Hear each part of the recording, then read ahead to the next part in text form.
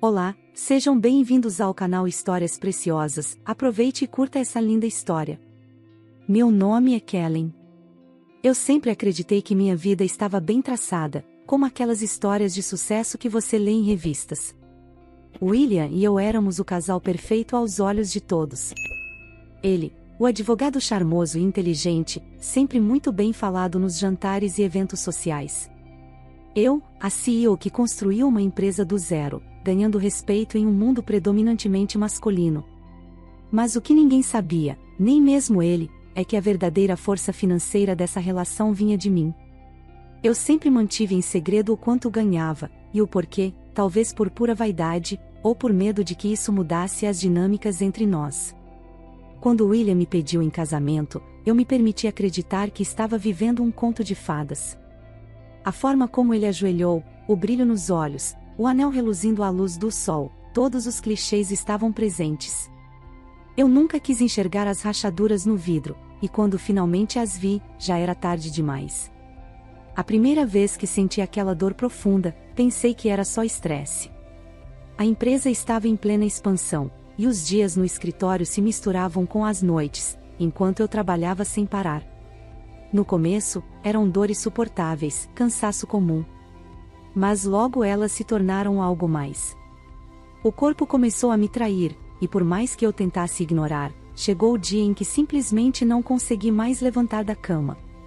William, claro, parecia preocupado. Ele me olhava com uma mistura de pena e obrigação, dizendo que eu precisava descansar, que ele tomaria conta de tudo. Naquele momento, o amor que sentíamos ainda parecia sólido. Mas o que eu não sabia era que meu corpo frágil estava despertando nele algo mais sombrio. Eu comecei a adoecer de verdade, e quanto mais o tempo passava, mais ele se afastava. À medida que minhas idas ao hospital se tornavam frequentes, as dele diminuíam.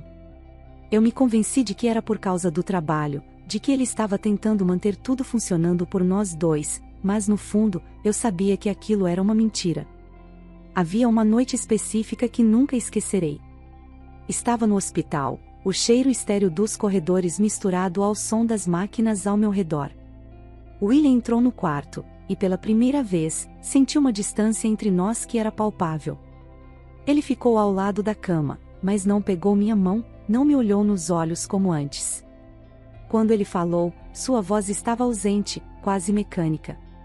"Você vai ficar bem." Ele disse, mas não houve emoção nas palavras. Eu não respondi. Algo dentro de mim começava a morrer, mas não era o corpo, era a confiança, era a ideia de que nosso amor seria suficiente para sobreviver à doença. Naquela noite, fiquei acordada por horas, observando as sombras na parede. O sono não vinha, e a dor no meu peito não era apenas física. Foi ali, deitada naquele leito hospitalar, que comecei a questionar tudo o que construí. Será que eu estava me enganando esse tempo todo? Eu o amava de verdade, ou só amava a ideia de que nós éramos um casal perfeito? Mais do que isso, ele me amava? Ou era o poder, a vida luxuosa que proporcionávamos um ao outro, que ele realmente amava? Conforme os dias se arrastavam, eu comecei a ver William cada vez menos. E cada vez que ele aparecia, estava mais distante. Chegava atrasado às consultas, saía cedo para reuniões. Às vezes, nem sequer ligava para saber como eu estava. Era como se a mulher que ele havia prometido amar na saúde e na doença já não existisse mais. Eu estava me tornando um fardo. Não preciso nem dizer o quanto aquilo me corroía por dentro. A vergonha de admitir que, enquanto eu definhava, meu casamento seguia o mesmo caminho. Mas a verdade é que eu não estava preparada para o que viria depois. Eu achava que a distância de William era apenas o reflexo do meu estado físico, que ele estava tendo dificuldade em lidar com minha doença.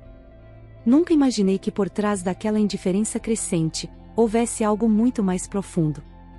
Algo que destruiria completamente a imagem que eu tinha dele, e de nós.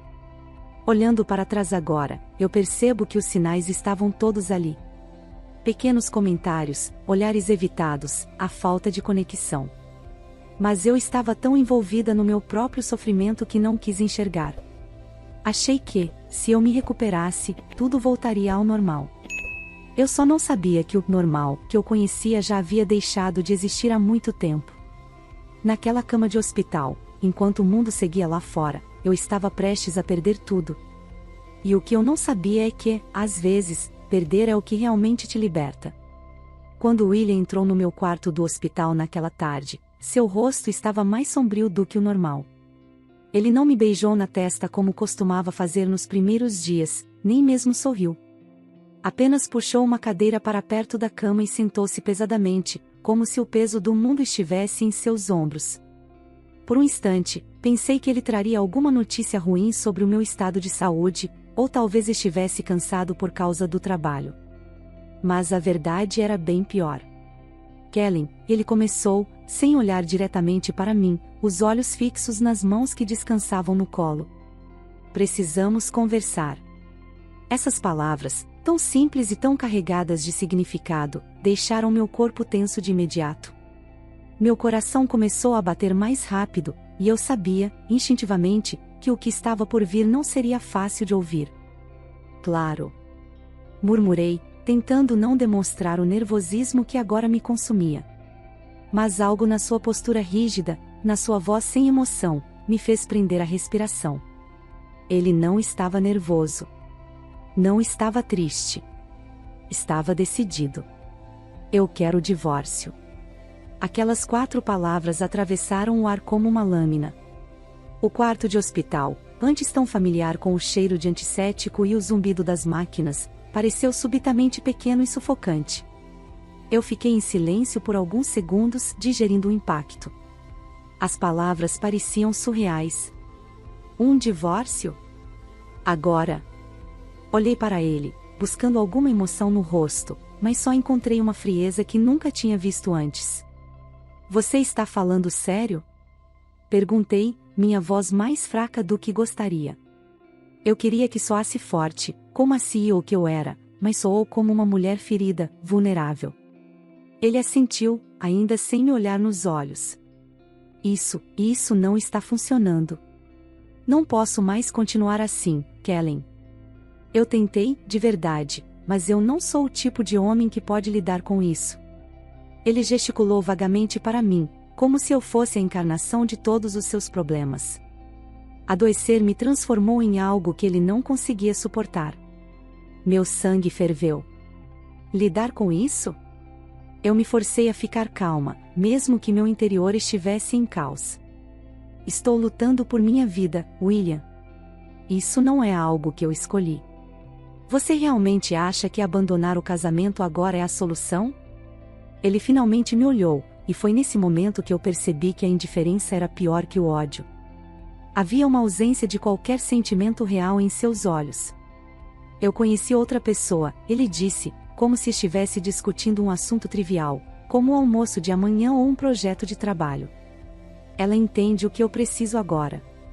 Alguém que não está quebrado. O ar foi arrancado dos meus pulmões. A palavra quebrado ecoava na minha mente. Eu não era mais uma pessoa para ele. Eu era um problema. Uma responsabilidade. Uma carga. Você está tendo um caso? Minha voz mal saiu, e no fundo eu já sabia a resposta, mas ouvir a confirmação da boca dele era essencial para encarar o que viria a seguir. Sim. Ele respondeu sem hesitar, como se já tivesse ensaiado aquela confissão 1000 vezes. E vou me casar com ela. O silêncio que seguiu foi esmagador. Não havia mais o que dizer. O homem que eu achava que conhecia, que eu amava, estava me trocando no momento mais vulnerável da minha vida. Eu tentei desesperadamente encontrar algum sinal de culpa, de remorso, mas tudo o que vi foi a expressão de alguém que já havia feito sua escolha e não olharia para trás. Então é isso? Perguntei, mais para mim mesma do que para ele. Você vai me deixar, logo agora? Sim. Sua resposta foi definitiva, quase impessoal.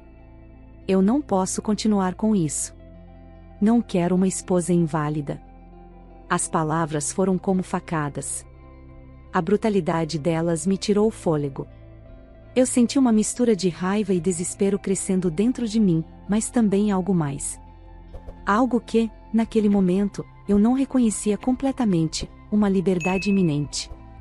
Se ele era capaz de me deixar no meu pior momento, talvez eu nunca tivesse realmente conhecido o homem com quem me casei. Você quer o quê, então? Perguntei, a raiva agora crescendo em minha voz. A casa? O carro? Vai levar tudo o que construímos juntos? Ele finalmente se mexeu, como se o assunto prático fosse algo mais confortável. Sim, a casa e o carro ficam comigo. Eu preciso continuar a vida, e não quero você arrastando isso para o tribunal. Eu quase ri. Claro, ele queria a casa, o carro, tudo o que representava status e sucesso.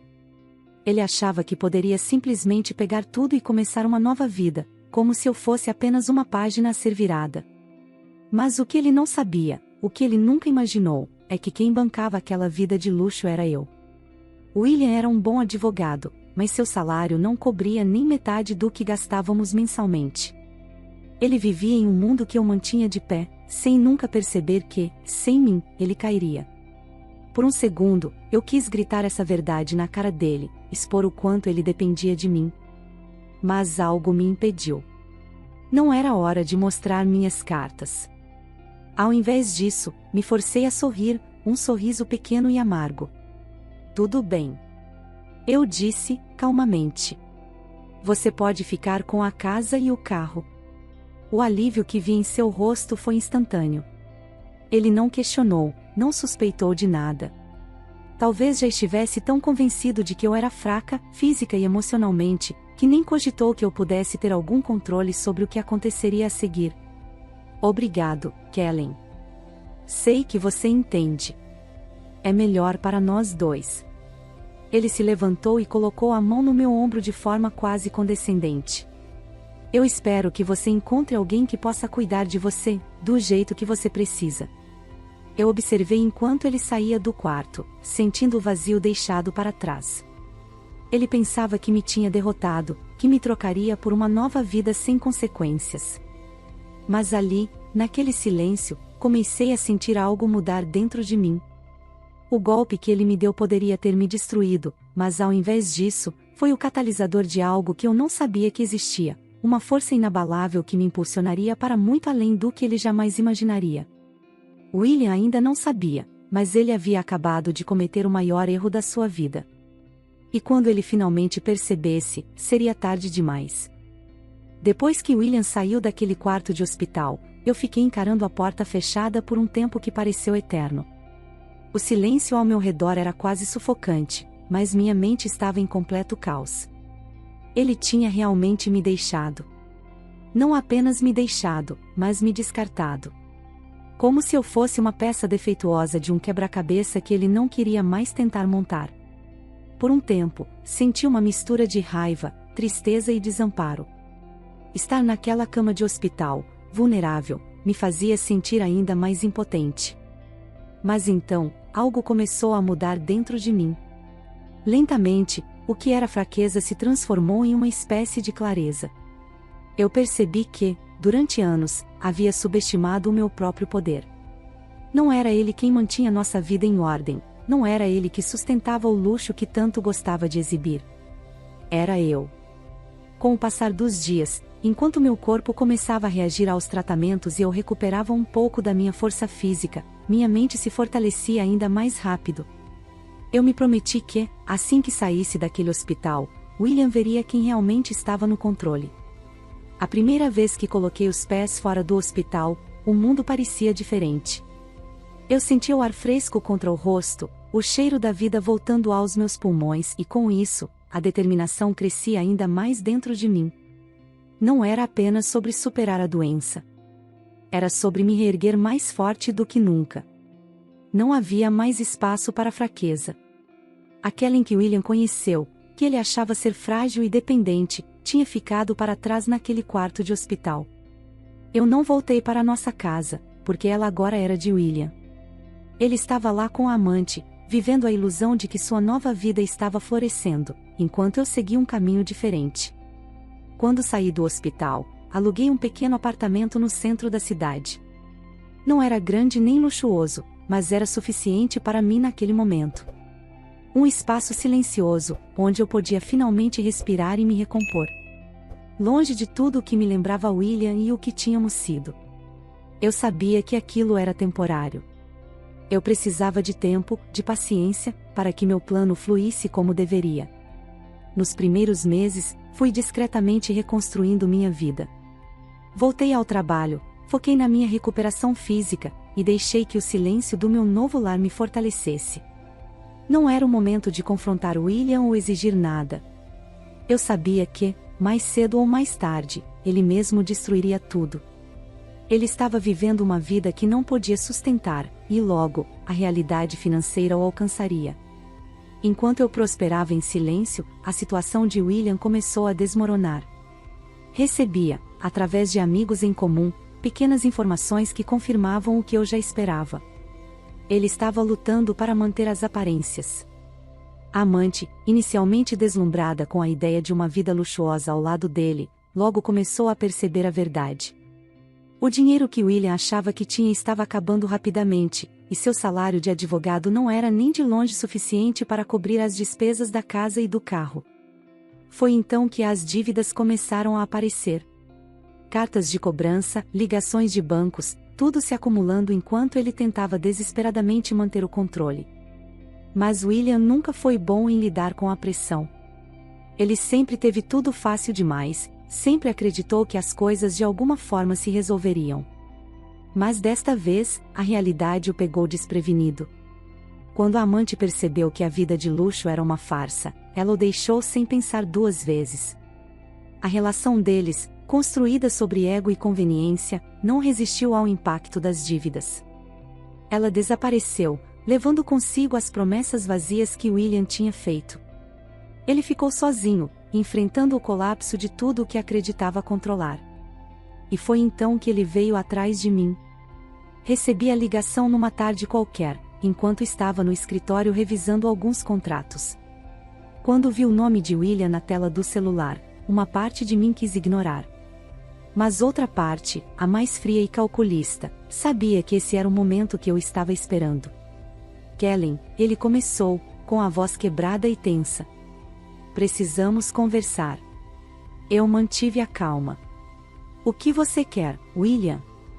Ele hesitou, como se já soubesse que não tinha mais o poder que achava ter sobre mim. Eu cometi um erro. Você estava certa. Eu pensei que conseguiria manter tudo, mas não posso. A casa, o carro, estou prestes a perder tudo. Eu podia sentir o desespero em cada palavra que ele dizia, e aquilo me deu uma estranha sensação de justiça. Ele tinha me abandonado no meu momento mais vulnerável, e agora era ele quem estava à beira do colapso. Então, o que você espera que eu faça? Perguntei, sem qualquer emoção na voz. Eu preciso de sua ajuda, por favor. Ele implorou. Eu sei que estraguei tudo, mas você pode consertar. Por favor, Kellen. Eu preciso de você. Eu deixei que o silêncio ficasse no ar por alguns instantes, o suficiente para que ele sentisse o peso da situação. E então, com uma calma quase cruel, eu disse: Você sabe que a casa e o carro são meus, certo? E agora eu quero tudo de volta. Eu pude ouvir a respiração dele do outro lado da linha, pesada, derrotada. Ele sabia que não tinha escolha. Sabia que estava à mercê da minha decisão. Sem condições financeiras para manter o que tinha tentado roubar de mim, ele aceitou. Não porque queria, mas porque não tinha outra saída. Quando desliguei o telefone, senti uma sensação de alívio que há muito tempo não experimentava. Eu havia recuperado tudo, não só materialmente, mas emocionalmente também. William pensava que poderia me derrubar, mas no fim, ele caiu sozinho. E agora, com tudo de volta ao meu nome, eu estava finalmente livre para seguir em frente. O ciclo estava completo. E eu estava pronta para uma nova fase da minha vida, mais forte, mais sábia, e acima de tudo, mais livre do que nunca. Depois daquela última ligação, algo em mim finalmente se aquietou. Era como se, depois de meses de luta interna, de espera silenciosa, eu tivesse finalmente encontrado o equilíbrio que tanto buscava. William, com suas dívidas e seus erros, tinha sido apenas um obstáculo temporário, e agora eu podia ver isso com clareza. A verdade era simples: ele nunca foi a base da minha vida, nunca foi o centro do meu universo. Eu me dei conta, com uma nitidez brutal, que o verdadeiro poder sempre esteve comigo. No dia em que William transferiu a casa e o carro de volta para o meu nome, fui até a casa que um dia compartilhamos. Entrei na sala vazia, que um dia foi cenário de tantas conversas, risadas, e mais tarde, discussões. Os móveis, que antes me pareciam símbolos de uma vida de sucesso, agora eram apenas coisas. A casa estava fria, o eco dos meus passos parecia preenchê-la de uma forma que não era possível quando eu vivia ali com ele. Não senti tristeza, nem nostalgia. Apenas a certeza de que aquele lugar não era mais meu. Eu já não pertencia àquela vida. Decidi vender a casa. O dinheiro que recebi foi uma consequência prática, mas o que realmente importava era o simbolismo. Vender aquela casa significava vender uma parte do meu passado que já não me servia.